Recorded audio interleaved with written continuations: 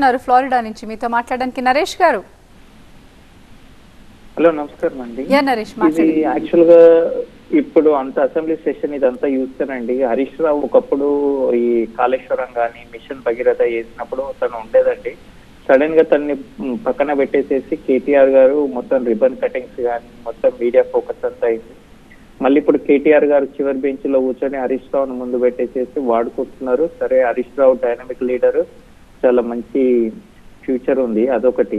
ఇంకోటండి, ఇది దుబాయ్ కి చాలా మంది మన తెలంగాణ వాళ్ళు వెళ్ళి అక్కడ పనులు చేస్తున్నారండి. ఎంత బాగా చేస్తున్నారు అనేది మీకు తెలుస్తుంది. అక్కడ కట్టిన బిల్డింగ్స్ కానీ అది కానీ మన దగ్గరకు వచ్చే వరకు ఇప్పుడు మనం తెలంగాణ తెచ్చుకున్నదే ఆంధ్ర వాళ్ళ దగ్గర నుంచి మోసపోవద్దు అది ఇదని. ఇప్పుడు ఇచ్చిన ప్రాజెక్టులన్నీ మేఘా కృష్ణారెడ్డి అని అతను, నాకు తెలిసి అతను ఆంధ్ర వాడో ఎవరో, మరి మీరే అంటున్నారు వాళ్ళు ఎవరో కట్టినో మాకు తెలియదు, మేమంత పరిజ్ఞానం లేదు మాకు, ఆ బిల్డింగ్లు పగిలితే మమ్మల్ని ఎందుకు అంటున్నారు అది ఇది అని అంటున్నారు.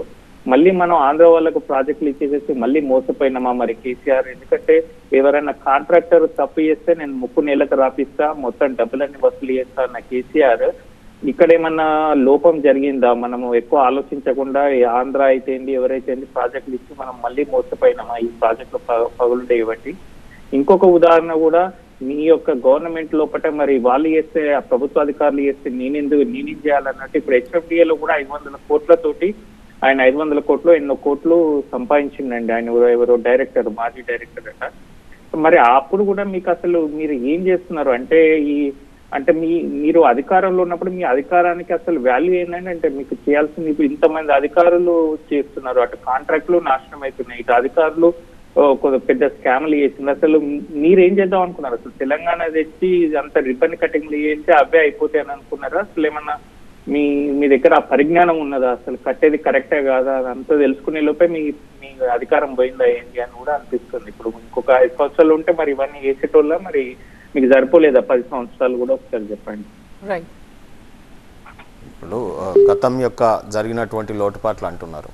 సరే, ఏవైనా తప్పులు జరుగుంటే ప్రజలు మాకు ఇచ్చేటటువంటి ఇది చేసినారు కదా. ఇప్పుడు చెయ్యబోయేది మనం ఆలోచన చేయాలి. ఈ ప్రభుత్వం ఏది విధంగా పోతుందో అనేది మనం గమనించాలి. మా ప్రభుత్వంలో కొన్ని జరుగుంటాయి, కొన్ని ఇప్పుడు అధికారి అవినీతి అనేది ఇయ్యాల పుట్టింది కాదు కదా. ఈ అవినీతి విత్తనాలు జల్లింది ఎవరు ఈ దేశంలో?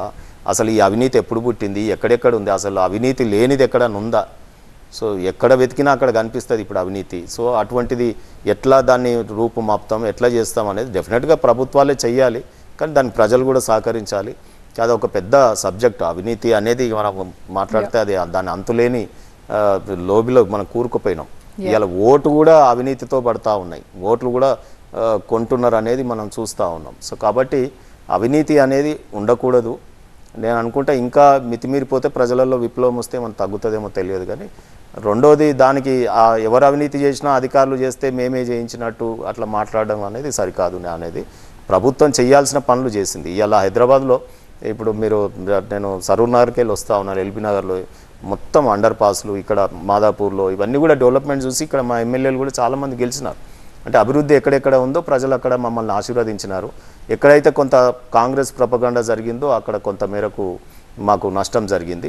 ఇవన్నీ కూడా తప్పులు చూసుకొని ముందుకు పోయేటటువంటి ఆస్కారం ఉంటుంది. ఫ్యూచర్లో వారు అన్నారు ఆంధ్ర ప్రాంతం, తెలంగాణ ప్రాంతం అంటే ఇది బిడ్డింగ్ అనేది మొత్తం గ్లోబల్లీ జరుగుతూ ఉంటుంది. సో ఎవరైనా ఎలిజిబిలిటీ ఉన్నప్పుడు మనం ఇవ్వాల్సినటువంటి పరిస్థితులు. సో దాంట్లో కూడా రిజర్వేషన్స్ కాంట్రాక్టులలో మరి ఆంధ్ర వాళ్ళకి ఇవ్వద్దు, ఇక్కడ వాళ్ళకే రావాలనుకుంటే ఆ ఎలిజిబిలిటీ ఉన్న వాళ్ళు తెలంగాణలో ఉండాలి. సో ఉన్నప్పుడు మరి అంత పెద్ద ప్రాజెక్టులు చేయడానికి వీలవుతుంది. దాన్ని ఉద్దేశంలో పెట్టుకొని మేము చిన్న చిన్న కాంట్రాక్ట్స్ కూడా అందరికీ ఎలిజిబిలిటీ పెరిగే విధంగా తెలంగాణ వాళ్ళకి సపోర్టు మనం చేయడం జరిగింది ఈ ప్రభుత్వం. కాకపోతే అవన్నీ ఇక లెక్కలు తీసి చెప్తే మీకు విపులంగా తెలుస్తుంది. అనేక ప్రాజెక్టులు అనేక మంది కాంట్రాక్టర్లను తయారు చేసినాం. ఎలిజిబిలిటీ కూడా తెలంగాణ వారికి కూడా ఇప్పుడిప్పుడు పెరుగుతూ ఉంది. రాబోయే కాలంలో మేబీ ఇంత పెద్ద కాళేశ్వరం లాంటి ప్రాజెక్ట్స్ కూడా చేసుకుంటారు. వారు ఇంకోటి అన్నారు, కాళేశ్వరం ప్రాజెక్టు మొత్తం మా ప్రాజెక్టు మొత్తం మీ ద్వారా ఇంకోటి కూడా నేను ప్రజల దృష్టికి తీసుకొస్తాను. మొత్తం ప్రాజెక్టు కొలాప్స్ అయిపోయినట్టుగా మాట్లాడుతూ ఉన్నారు. It's not correct. సరే, మేడిగడ్డ దగ్గర ఏం జరిగిందో వాళ్ళు చూపిస్తూ ఉన్నారు. దాన్ని ఎట్లా రెక్టిఫై చేస్తారో రేపు టెక్నికల్ ఒపీనియన్ వచ్చి ఇది రిపేరబుల్ అన్నారు అనుకోండి, మొత్తం ఇర్రిపేరబుల్ కాదు కదా. సో అది ఎట్లా చేస్తారు, ఏం చేస్తారో తెలిసినప్పుడు కొంత అంటే దాన్ని రిపేర్ చేస్తే మళ్ళీ ఆ ప్రాజెక్ట్ వర్కౌట్ అయింది అనుకోండి, మరి ఆ ప్రాజెక్ట్ మంచిదే అవుతుంది కదా.